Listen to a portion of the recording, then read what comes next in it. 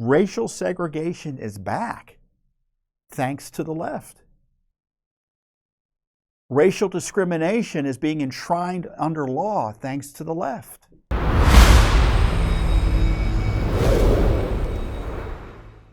Another way to destroy the country is to sow division and destruction through attacks based on race and segregation based on race and other characteristics. And in San Francisco, they are literally handing out money based on race, sex, and transgendered identity in complete violation of the law. It's so brazen as to be shocking. I mean, why in this day and age do we have to argue that you can't give money out on the basis of race if you're the government? But that's what they're doing in San Francisco because, they're just this extremist group that are running the city that are doing this. And so we represent taxpayers who are aggrieved by this because taxpayers in California have the right to sue localities when they spend money on illegal purposes like this or illegal programs like this. So we sued over San Francisco's discriminatory payments to, quote, Black Latinx men, which the law refers to or the program refers to as transgender women. Now, I'm not saying this to be sarcastic. I mean, these are the kind of the craziness around this is that you kind of always have to double check yourself to know what you're talking about. Because your first instinct when you hear transgender women is that there are women who are doing something related to transgenderism. No, what they're trying to do is disguise the fact that these people are actually biological males who are trying to present themselves through mutilation and other changes as women. So this is the way the program works. You can't get money if you're white. You might get money if you're black, but not if you're a black female who presents themselves as a male, a transgendered man, right? But only if you're a black male presenting yourself as a black female. Does that sound lawful to you? Sounds racist to me. Sexist, right? Sex discrimination and race discrimination. Pretty simple. So we filed the lawsuit. Sued the mayor, the city treasurer, and the director of the city's Office of Transgender Initiatives, and city administrator Carmen Chu for violating an equal protection clause of the California Constitution, which is similar to the federal version.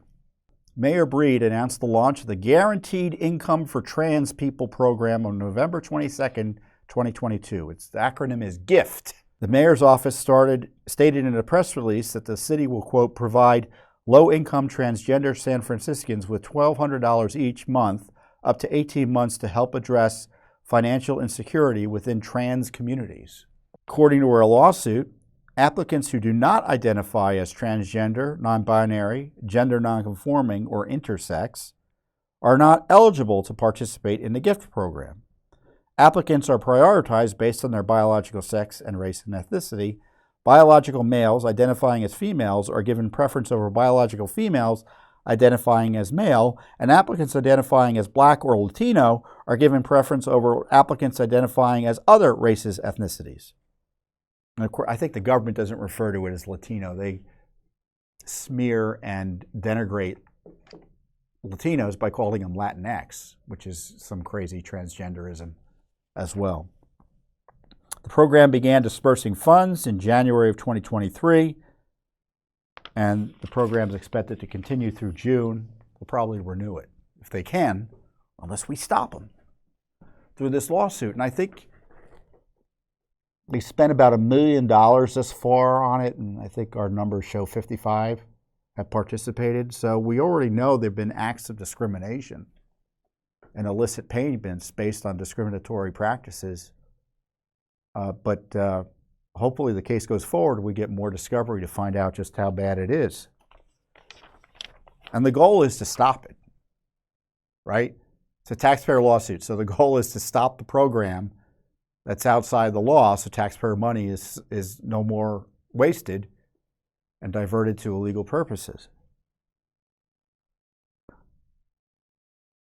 And this is, I guess unusual for a Judicial Watch lawsuit, but we allege transgender status discrimination. But it's true, it's what they're doing. It's kind of a version of sex discrimination, right? Plaintiffs contend that any expenditure of taxpayer funds or taxpayer finance resources on the gift program is illegal because of the requirement eligible participants be transgender. We also allege sex discrimination and race ethnicity discrimination. So we want a judgment declaring any and all expenditures of the taxpayer funds and finance resources to be illegal, and an injunction permanently prohibiting defendants from expending or causing the expenditure of taxpayer funds that on that gift program in San Francisco. I mean, we already had a FOIA that came out. We had investigated it under FOIA, and we found that the program also allows illegal aliens to apply. So that's another problem. Although, if the legislature, I don't know if it's a problem under California law, because believe it or not, your state legislature can authorize benefits in many circumstances for illegal aliens. So you got to always watch that. But the use of the funds by participants is virtually unrestricted. That's what our FOIA found. So that it's cash. Hence, it's gift is the acronym, right? But it truly is a gift. They get the cash and it's on debit cards. And there's no check on how the money's spent, so it's just a waste generally, but that's not the issue because it's discriminatory, no matter what the checks would be. Allows people who engage in survival sex trades to apply. Prostitutes, right? I guess there's no good reason to keep prostitutes out of the program, right? But the problem is the discrimination on the basis of race and sex. Now, we've had success in California before, believe it or not, challenging programs that are discriminatory. You may recall I guess it's about 2 years now, the middle of 2022, we had successfully sued California over their mandate that corporate boards of directors have race, sex, ethnicity quotas, and LGBTQ quotas as well. So there were 2 separate cases, one on the sex quota, and then after that they passed the quota requirement based on these other identity characteristics, race and ethnicity and LGBT status. And in both cases, the courts found the requirements to be unlawful under California law because they require discrimination. The left, or those supporting these discriminatory contexts, they often say, the beneficiary is someone we're sympathetic to, so you really can't object to it. But for every person who is allowed to benefit from this program, there's someone who is disallowed on the basis of race and sex or transgender status. And that's illegal in California, and it's illegal generally under our Constitution. The government can't do that. So we've won in California and stopped race quotas, the crazed left efforts to destroy America through race division. So we already got a good track record there. The transgender extremists running San Francisco are illegally using taxpayer money to hand out free cash to transgender individuals based on race and sex in blatant violation of the state's constitution. We also have a case in Minnesota where the Minneapolis Teachers Union, or school district, or the city had a union contract with the teachers that in the event of layoffs under the contract, it would be race-based. Minorities would be protected from being laid off initially. And if there were hires after the layoffs were no longer needed and they could hire people back, they'd be given priority. Again, blatant race discrimination. So that case is on appeal because I think the judge found, believe it or not, he thought that maybe the race discrimination would actually help Taxpayers. So we'll see what the Supreme Court thinks of that in Minnesota.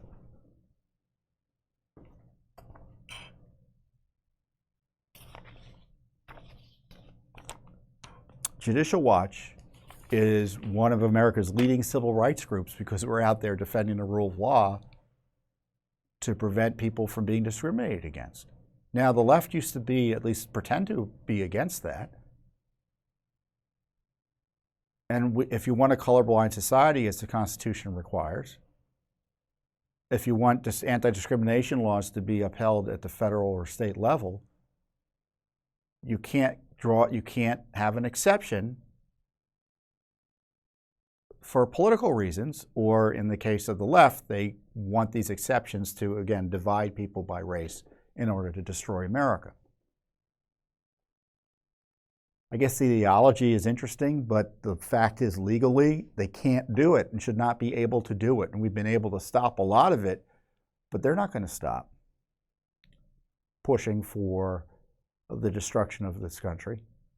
I mean, you see this with the Biden administration with their focus on equity, which is kind of a kissing cousin of this effort to discriminate and segregate on the basis of race. I mean, we talked about last week how they had a play date in Oakland, at an Oakland school that was designed to exclude white children, school children, and families. I mean, racial segregation is back, thanks to the left. Racial discrimination is being enshrined under law, thanks to the left. Naked racial discrimination. They're not even calling it affirmative action or, where you got to kind of turn over some rocks to see what's really going on. This is, we're going to give you money based on your race.